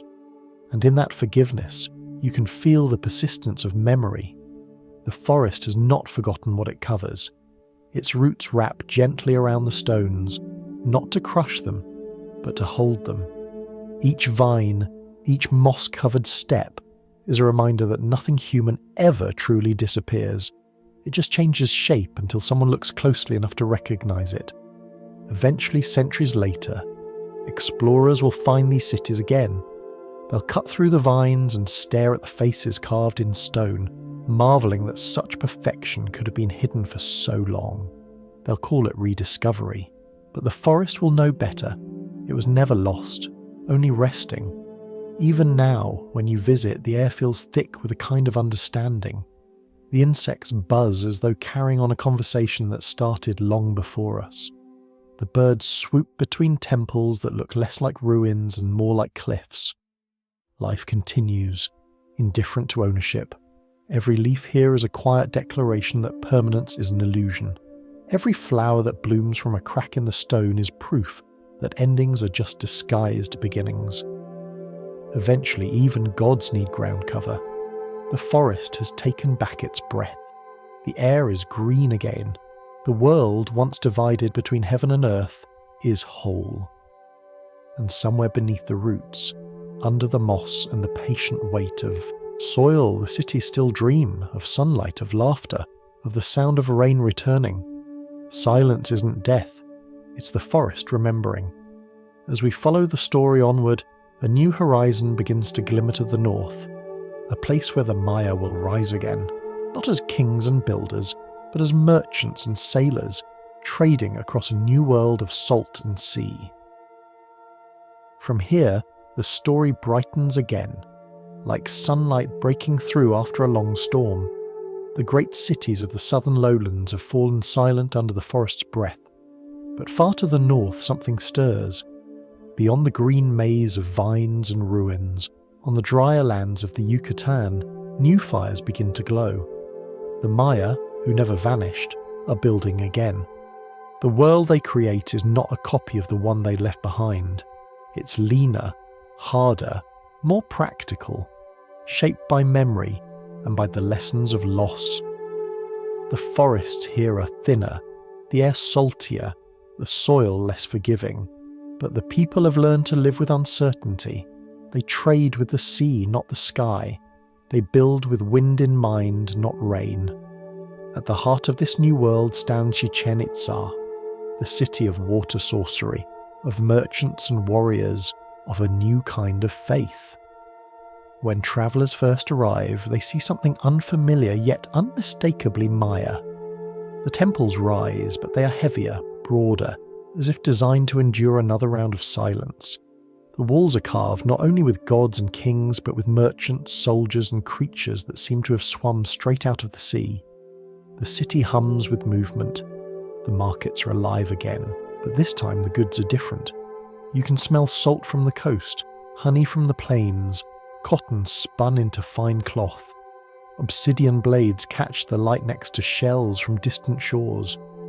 Laughter returns to the plazas, but it's a different kind of laughter, less ceremonial, more human. Trade, not prayer, keeps this city breathing. This is a civilization reborn from humility. The people have not forgotten the gods, but they've changed their expectations. They still build temples for Kukulkan, the feathered serpent who bridges earth and sky. But they no longer rely on him to bring the rain. Instead, they've learned to listen to the tides. The gods are now partners, not supervisors. The centerpiece of Chichen Itza is a great pyramid, the temple of Kukulkan. Its steps rise in clean, measured lines, 4 stairways pointing to the cardinal directions. But this is not the same kind of monument the old kings built. It is precise, mathematical, but also deeply theatrical. At the equinox, when the sun reaches a certain height, shadows fall along the northern staircase, forming the shape of a serpent sliding slowly toward the ground. The architects had turned the sky itself into a performer. The gods no longer needed blood. They had geometry. We sometimes call it genius, but to the Maya it was simply gratitude, a way of marking that even after everything the heavens still noticed them. The calendar continued to turn, the sun still moved, the people still endured. The ball courts here are larger than those of the old southern cities. Their walls rise high and smooth, and when players strike the heavy rubber ball with their hips, the sound echoes through the entire complex. It's a deep, hollow thud, a sound that feels ancient and new at once. The game, once sacred, still carries its old symbolism, but now it feels more like sport than sacrifice. The crowd cheers, bets are placed, and life goes on. This northern world is not without shadows. Power, after all, never stays polite for long. Chichen Itza becomes wealthy, then ambitious. It expands its influence across the peninsula, linking ports and markets into a vast network of trade. Armies guard the sea routes, their war canoes slicing through the turquoise water like obsidian blades through light. The merchants, wrapped in fine cotton and jade, hold as much authority as priests once did. The age of divine kingship has faded. The age of commerce has begun. And yet, even in their pragmatism, the Maya keep their poetry. In the courtyards, storytellers recite the old tales of creation, of corn, of the gods who carved the sun from darkness. Children learn the same songs their ancestors once sang. Women weave those stories into cloth, threads of red, blue and yellow forming patterns that are both decoration and remembrance. Every pattern is a map of memory, every colour a kind of survival. The architecture itself tells a story of resilience. The old southern cities had reached upward, toward gods who lived above the clouds. The northern ones stretch outward, toward horizons and trade winds. You can almost feel the shift in philosophy. The people no longer dream of eternity. They aim for balance. Where the old world sought permanence, this one seeks adaptability. If you stand on the edge of Chichen Itza's great ball court and listen, you'll hear something remarkable. Not the echo of chanting or drums, but the sea breeze. The wind carries the scent of salt and honey, of travel and exchange. The The Maya have turned the open horizon into their new temple. In this new age, survival itself becomes sacred. The gods are quieter now, perhaps wiser. They have seen what happens when faith outweighs foresight. And the Maya, too, have learned to place their trust not in perfection, but in persistence. After centuries of drought, someone finally diversified the economy. There's humour in that, and a kind of tenderness. The same people who once tried to control the heavens now learn to navigate the waves. Their genius had not vanished. It had evolved. They didn't rebuild the same world. They built one that could bend without breaking. Of course, even this age would pass. Empires do not stay humble forever. Centuries later, new rivalries would rise, new droughts would come, and even these northern cities would fall. But their fall would be different. It would not be the collapse of a civilization forgetting how to live, but the transformation of one learning how to continue in smaller, quieter ways. The Maya never disappeared. They simply changed address. Their languages still flow through markets and kitchens. Their prayers still mingle with the scent of maize and smoke. Their stories still rise, soft and rhythmic, under the same constellations they once carved in stone. The ruins of Chichen Itza, when you visit them today, do not feel abandoned. They feel paused, as if the city is catching its breath between one life and the next. You can still hear the faint echo of a ball striking stone, the laughter of merchants, the low chant of a priest greeting the dawn. The sound is ancient, but not past. The northern horizon was not the end of the Maya story. It was the moment they proved that survival is its own kind of divinity, quieter than empire, humbler than faith, but stronger than both. The Maya didn't vanish, they just changed the conversation. And as we follow that conversation forward, it will carry us not through time, but through memory, toward the people who never forgot how to speak the language of the stones. The path now carries us far from the jungle, into the cold marble quiet of museums and libraries. The centuries of collapse are long behind us.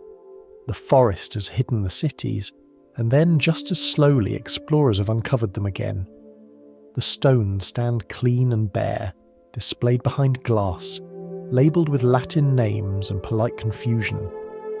The Maya have been rediscovered, but not yet understood. It is the early 20th century. Archaeologists and scholars walk through the ruins with notebooks and measuring tapes, brushing dust from carved faces that have stared for 1,000 years. They record everything, every symbol, every pattern, but they cannot hear what any of it means. The Maya script, the greatest writing system in the Americas, remains an unsolved mystery. At the time, most experts agreed on one thing. These were not words. They believed the symbols were pictures, decorations, sacred ornaments, maybe religious calendars. One respected scholar, J. Eric S. Thompson, declared that the glyphs could never be a language. According to him, the Maya were a peaceful people of priests and astronomers, dreamers who built temples to watch the stars, not to rule empires or write histories. He said their carvings were prayers, not prose. Their art was worship, not communication. And for decades, everyone nodded politely and moved on. In a way, it was comforting. To imagine an ancient world free from politics and violence, a civilization of philosophers living in harmony with the heavens, it made a good story. It also kept the past safely distant, tidy and unthreatening. The Maya became myth again, their voices sealed behind the glass of respectability. The irony was exquisite. 1,000. Years after the king stopped writing, scholars decided to agree with them. If you could step into one of those museums then, you might see the misinterpretation taking shape in real time.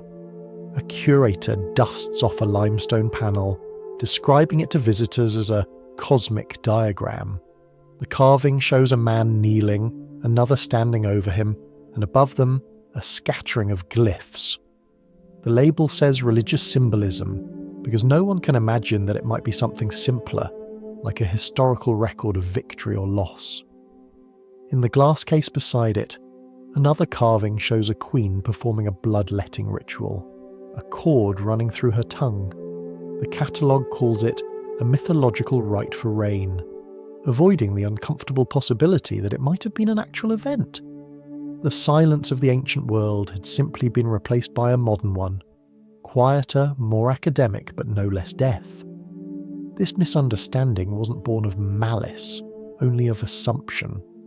The scholars looked at the Maya through the lens of their own expectations. A people who built observatories and calculated eclipses surely couldn't have wasted their talent on something as ordinary as dynastic politics. To many, the idea that these symbols could record personal names or wars felt almost impolite. It was easier to believe the Maya had lived in a kind of timeless dream, intelligent, spiritual, and conveniently non-human. The result was a strange sort of myth-making. The same civilization once accused of barbarism was now recast as too innocent for history.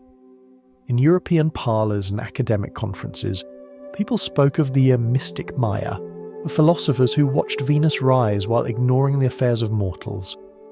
It was flattering, but it was also erasure. The Maya had not been dreamers detached from reality. They had been farmers, rulers, architects, warriors, as complicated and flawed as anyone else. And the stones were waiting, patient as always. You can imagine them in those quiet museum halls, fragments of walls and altars arranged neatly, stripped of colour, bathed in yellow light. Dust floats in the air like slow snow. A visitor leans closer, tracing the grooves of a glyph with their eyes, unaware that it once spelled someone's name, a sentence, a story. To them, it's decoration. To the stone, it's memory. The decades pass. Textbooks repeat the same assumptions. Generations of students learn that the Maya were peaceful mathematicians who vanished mysteriously. The carvings remain mute, their meanings locked away behind the wrong questions. The true voices of the kings, queens and scribes stay unheard, as if history itself is caught in translation. There is something almost poetic about this second silence. The first one was caused by drought, war, and time. The second was caused by misunderstanding. The first was natural, the second was voluntary. Humanity had uncovered the stones but chosen not to listen to them.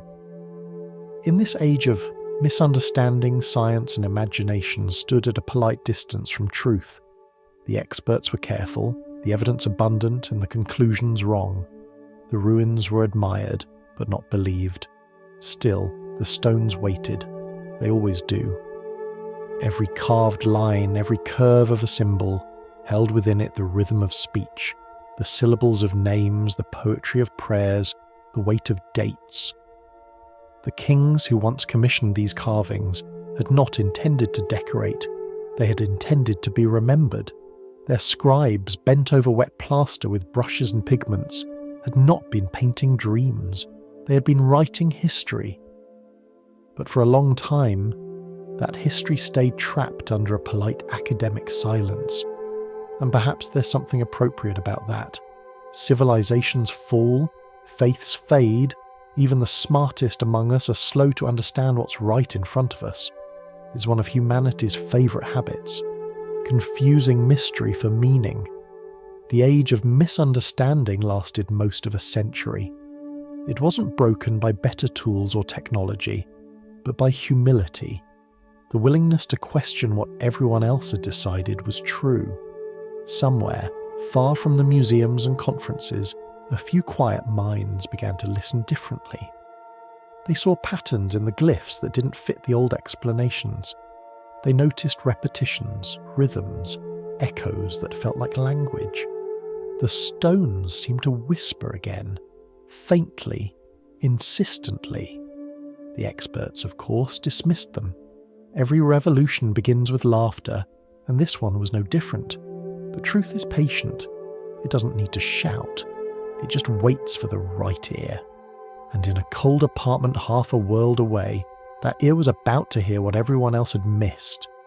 The stones had been talking all along. It was humanity that had fallen silent. If we follow the story further north and a little further in time, we find ourselves not in the jungle, but in a cold apartment in Leningrad. Outside, the city is grey and wind-bitten. Inside, a young man sits at a small desk under the weak glow of a lamp. His name is Yuri Norozov, and on the table before him lies a stack of photographs, Maya glyphs copied from books, scattered across papers marked in pencil. The world calls them unreadable. He disagrees. It is the 1950s, the middle of the Cold War, a time when even ideas are divided by politics. The Western scholars are far away, confident in their conclusion that the Maya wrote only sacred symbols, not language. Knorozov, an isolated linguist with no access to the ruins themselves, looks at the same signs and sees something else: rhythm, repetition, logic. He notices how some symbols appear together too consistently to be coincidence. He suspects that these aren't ornaments, they are syllables.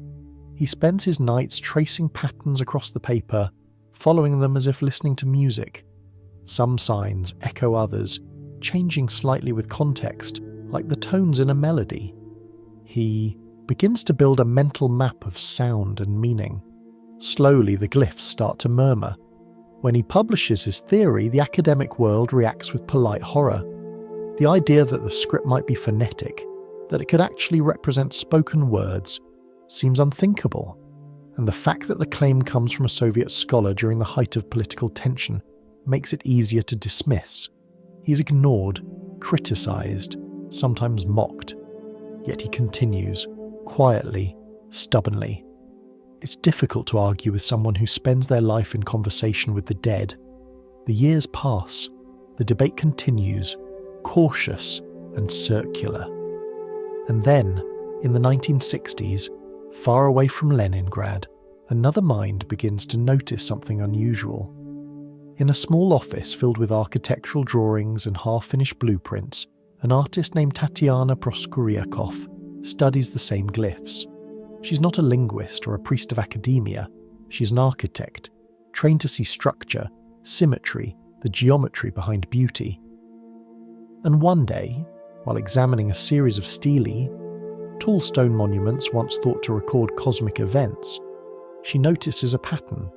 Each monument, she realizes, contains 3 recurring elements.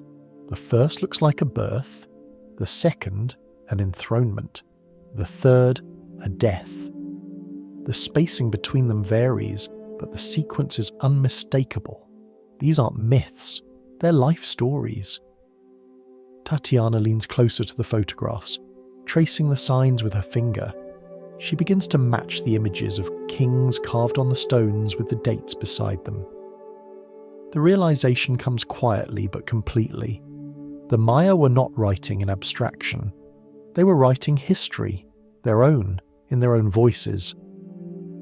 The moment feels like the soft click of a lock opening. What had been decoration becomes documentation.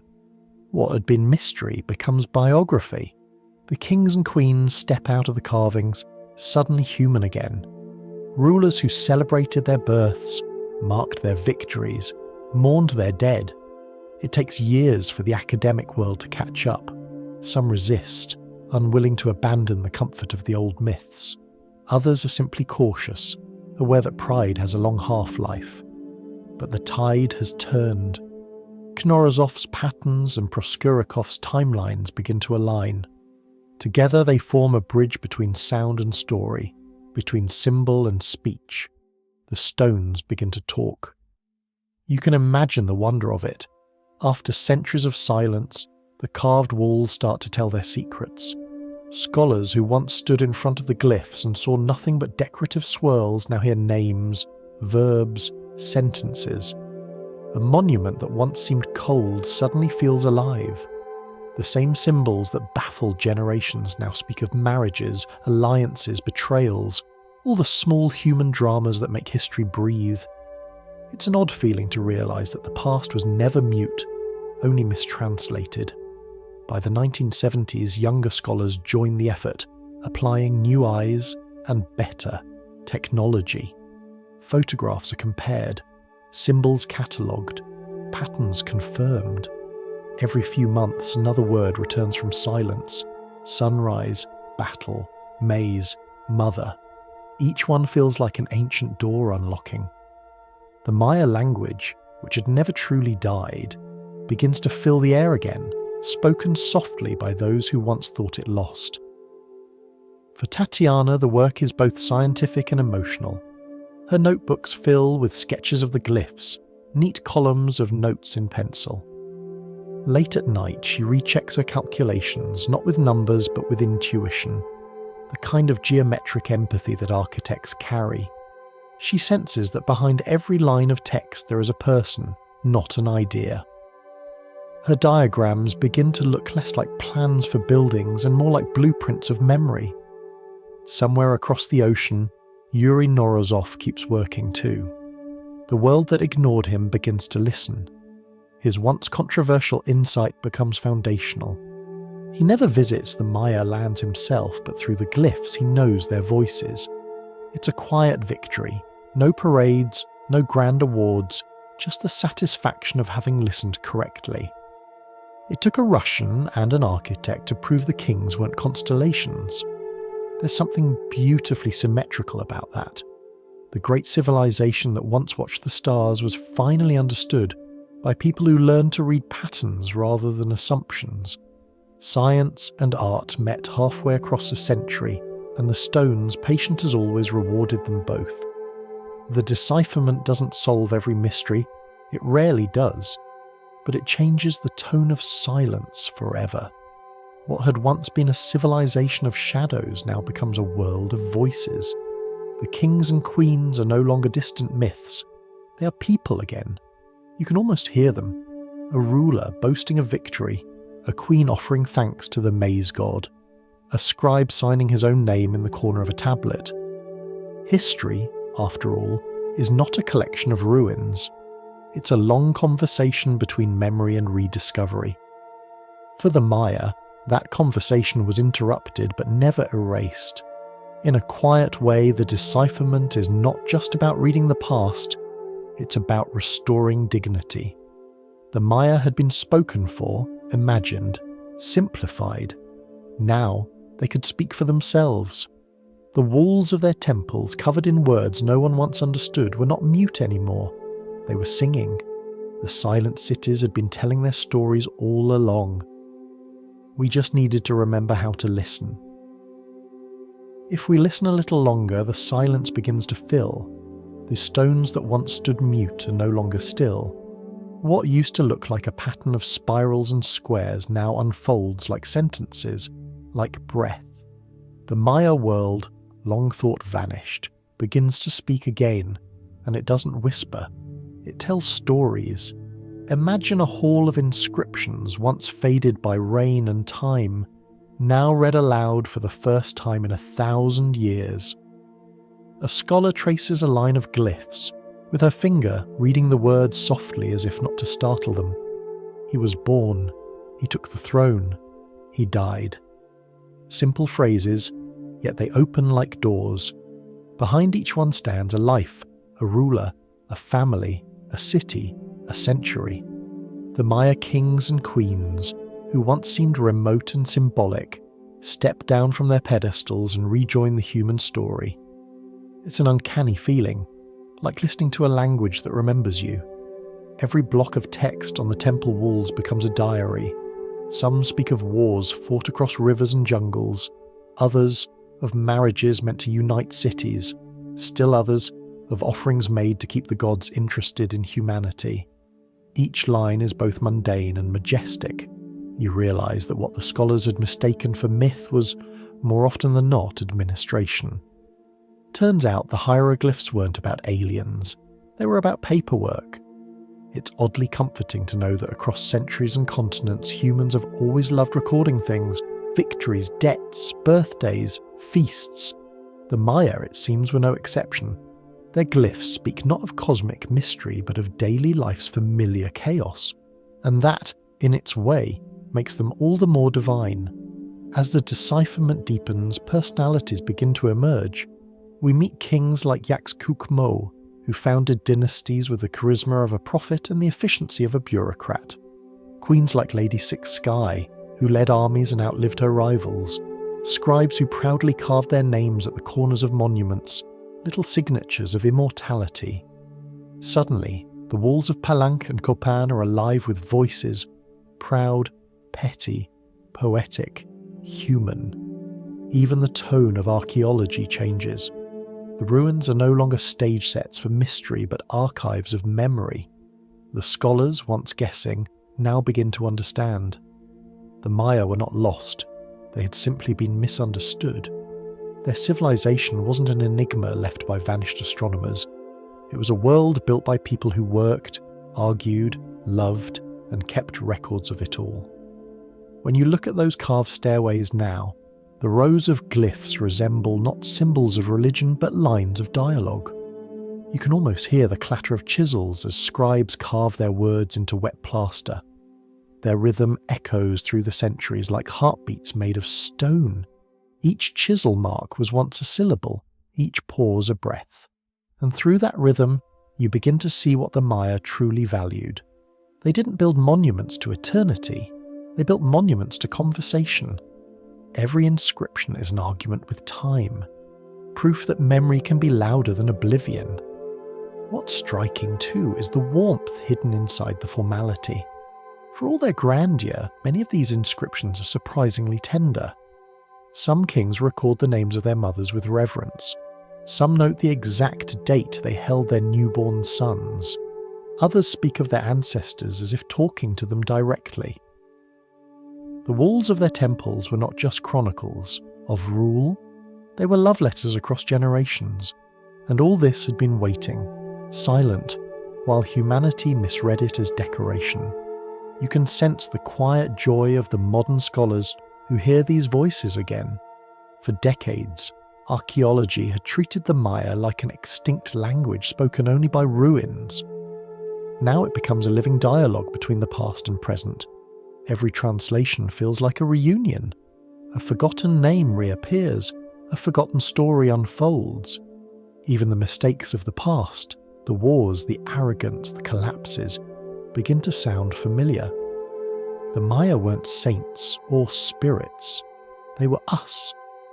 The sound of chisels has changed into the sound of pens, keyboards, and gentle laughter as the past corrects the present. Museum halls, once filled with whispered speculation, now hum with conversation. Students argue over syntax, professors debate translations. Somewhere, a recording plays the reconstructed pronunciation of an ancient word, a syllable that hasn't been spoken aloud since before Columbus was born. It sounds strange, and yet it feels like home. The more we read, the more human the Maya become. Their gods shrink back into context. Not unreachable beings, but reflections of natural forces and human needs. Their kings, once believed to be divine, reveal themselves as performers in a system of faith and politics. Their wars, recorded so meticulously, show ambition, fear, and sometimes regret. History stops being legend and becomes life again. The decipherment also reshapes how the living Maya see their ancestors. For centuries they were told their past was a mystery. Now they can read it themselves. The script that once adorned museum walls returns to their hands, to be taught, spoken, even tattooed. 1,000 years of silence ends, not in fanfare, but in everyday speech. Parents teaching children the old words, teachers reading the stones like familiar books. You can almost hear the echo of the old scribes smiling through time. Every language, when rediscovered, changes the silence that came before it. After this, quiet no longer feels empty. It feels full, as if the air still carries the memory of what was once said. The Maya script, once thought lost, becomes proof that history never truly stops talking. It just waits for someone patient enough to listen. The decipherment reminds us that silence itself is part of the story, not a void, but an interval between words. The stones were never mute, they were simply waiting for translation. And when the meaning returns, It's as though the forest, the temples, and the stars all exhale at once.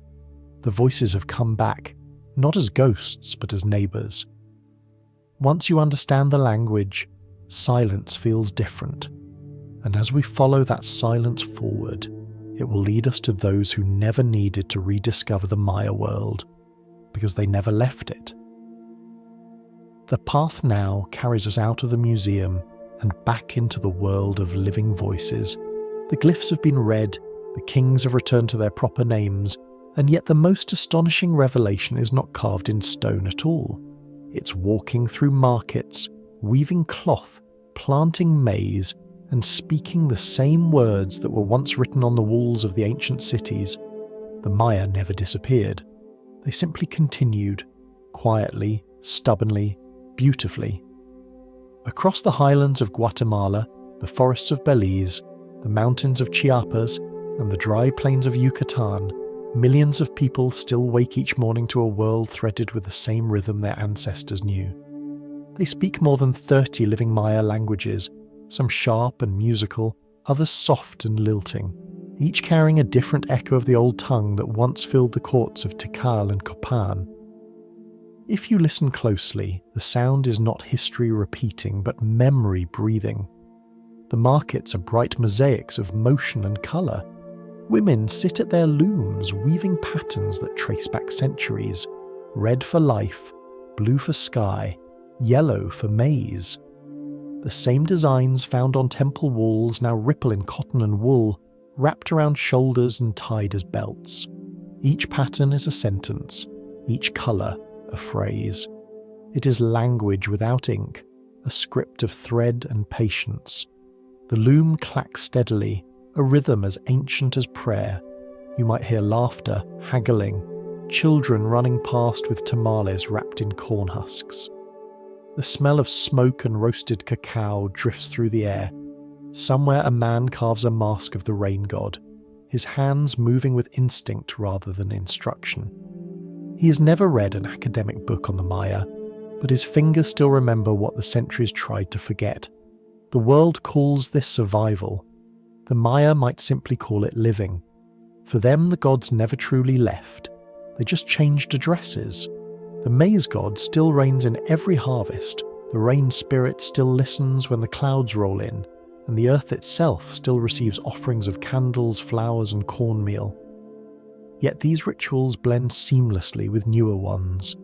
In small chapels, saints stand beside carved effigies of ancient deities. A candle is lit for both, because there's no reason not to. The old world and the new have learned to share the same altar. It's a kind of theology the modern world could envy, one that prizes continuity over contradiction. The colonial centuries tried to silence these traditions, to turn the living Maya into footnotes in someone else's history. But language, as it turns out, is harder to conquer than land. Grandmothers kept speaking it in kitchens, mothers sang it in lullabies, and children whispered it in schoolyards when the teachers turned away. Each generation carried a word or two forward, like seeds kept for replanting. Today, those seeds have grown again. Maya poets write in their native languages. Teachers publish bilingual storybooks for children. Radio hosts speak in Quiche, Yucatec, Quechua, and Mam, filling the airwaves with vowels that once echoed in stone chambers. The sound of ancient tongues has returned not as an artifact, but as a way of greeting the morning. It's hard to call that revival. Revival implies something died. This never did. If you visit a village in the Guatemalan highlands, you might see a woman sprinkling water on the ground before dawn, a small gesture of thanks to the earth. The motion is so natural, so ordinary, that you could mistake it for routine. But it is the same offering made 1,000 years ago by the people who built the pyramids. The gesture has outlasted the empire. The simplicity of it carries more power than any monument. When people talk about the Maya collapse, it's easy to forget this part, that the collapse was political, not human. The kings fell, but the farmers didn't. The temples crumbled, but the kitchens stayed warm. History, like architecture, sometimes mistakes silence for absence. A culture that outlived 3 collapses and 2 empires probably knows what it's doing. There's a quiet confidence in that thought. The Maya have seen drought, conquest and modernity roll over their lands, yet they remain. Not untouched, not unchanged, but unextinguished. They adapt like their maize, resilient, taking root wherever there's soil enough to hold them. Walk through a modern Maya town, and you'll still see echoes of the old order. The market squares are laid out much like the plazas of the ancient cities, open, central, surrounded by temples of trade instead of stone. The rhythm of daily life still follows the sun: work at dawn, meals at noon, rest at dusk.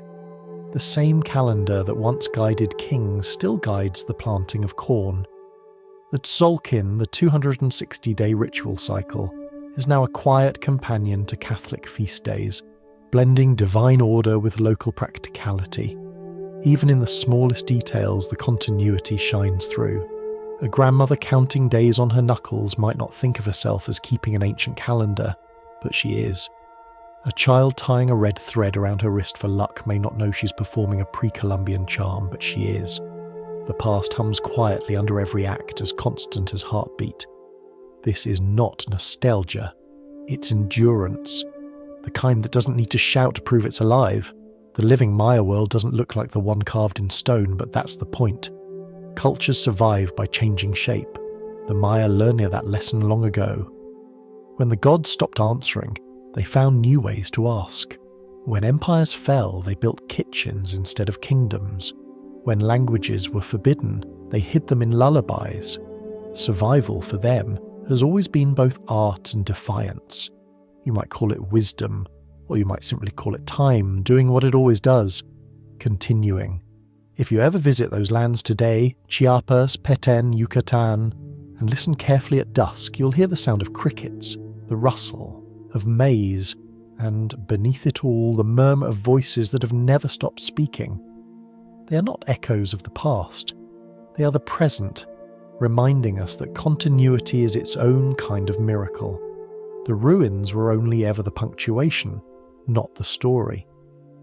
And as we follow that story onward, it leads us gently toward reflection, toward what the Maya have to teach anyone who's ever built something beautiful and watched it fade, anyone who's ever believed that silence was the end. The story now drifts to its quiet end, or perhaps its beginning. The kings have fallen, the stones have spoken, and the people still walk their old paths under the same constellations. All that remains is the forest, breathing slowly around the ruins as if exhaling the centuries back into the night air. You stand there at the edge of an old plaza where vines curl through broken doorways and realise the silence isn't empty at all. It's full of memory, of humility, of everything still learning how to last. Moonlight slides across the temple steps, tracing the same lines that sunlight once warmed 1,000 years ago. A breeze moves through the leaves, soft but insistent, brushing dust from the carvings like a patient archivist. Somewhere in the dark a bird calls, one long note that fades into the hum of insects. The sound could be from any century. The forest doesn't care which one. The ruins around you don't feel like relics, they feel like reflections. Every wall, every carved face, every stairway swallowed by roots holds a truth so quiet you almost miss it. Civilizations don't die, they just stop being the main characters. Nature takes back the microphone, and the world remembers how to speak without us. Standing there, you start to understand what the Maya always believed, that time isn't a straight line marching forward, but a circle turning patiently, repeating lessons until someone finally listens. Their world collapsed, yes, but collapse was only a word for change, too large to fit inside a single lifetime. The droughts, the wars, the migrations. They weren't endings, just intervals. The forest, the sky, the people. All of it kept moving. And here we are again, centuries later, standing among their echoes, worrying about our own towers, our own droughts, our own sense that the world might be wobbling off balance. You can almost hear the old stones sigh in sympathy. They've seen this before. History doesn't repeat, it just rehearses loudly. There's comfort in that, strange as it sounds. The patterns of rise and fall, growth and loss, are older than any one species. They belong to the planet itself. Civilizations build their monuments and imagine permanence, but permanence is the one thing the Earth refuses to offer. What it gives instead is renewal. Slower, quieter, but infinitely patient. The Maya knew that. They built their temples not to outlive time, but to harmonize with it. Each pyramid was aligned with the path of the sun, the tilt of the seasons, the rhythm of Venus in the sky. Every stone was a conversation with the universe, an acknowledgement that humanity is only ever borrowing space. When the balance broke, the forest didn't punish them. It simply corrected course. You can feel that same logic breathing in the night air. The vines reclaim the staircases, but gently. The roots split the stones, but tenderly. It's not revenge, it's restoration. The jungle doesn't destroy. It remembers how to begin again. If you look at the ruins under the moonlight long enough, they start to look like mirrors. Not literal ones. There's no reflection of your face, but something deeper, quieter. You see the shape of every empire that thought itself eternal, every generation that mistook confidence for control. You see us too, our cities, our lights, our faith in progress, all of it shimmering faintly in the reflection of the past. And maybe that's what the ruins are for. Not warnings, not ghosts, but reminders. The Maya didn't vanish. They adapted. Their world fell and they walked away, taking the best parts of themselves into new soil. They didn't cling to their ruins. They let the forest have them. That takes a kind of wisdom we're still learning. It's strange how peaceful the end of a civilization can look. The temples glow under the moon. The air smells of wet earth and orchids, and the forest hums like a lullaby. It isn't mourning. It's balance restored. The world, left to itself, always finds its rhythm again. You might sit down on one of the steps, feeling the stone cool beneath your hands, and realize that you're sitting where a scribe once knelt, carving words into the same surface. He might have been writing about a harvest, or a coronation, or a dream he didn't understand. His world ended. Yours hasn't yet, but the feeling is the same. The need to leave something behind, to speak before silence returns. Every civilization writes its future into its walls, and every forest waits patiently to read it. When the wind moves through the ruins, it sounds almost like breath. Slow, steady, forgiving. You can imagine the gods, the real ones and the invented ones, listening quietly, nodding. Perhaps this is how eternity works. Not through unbroken existence, but through endless renewal. Everything that falls returns as something else: soil, seed, story. The Maya believed time itself was alive, that it inhaled and exhaled, that it could sleep and wake, that nothing was ever truly over. And as you sit in the ruins, surrounded by a forest that has become both grave and cradle, it's hard not to agree. The night feels endless, but not eternal. It's the pause before the next dawn, the space where the universe takes a breath. If you close your eyes, you can almost hear the old cities murmuring, not in words, but in rhythm. The rustle of the leaves, the drip of water, the heartbeat of the jungle reclaiming its own. The sound is gentle, patient, and oddly reassuring. The past doesn't haunt, it hums.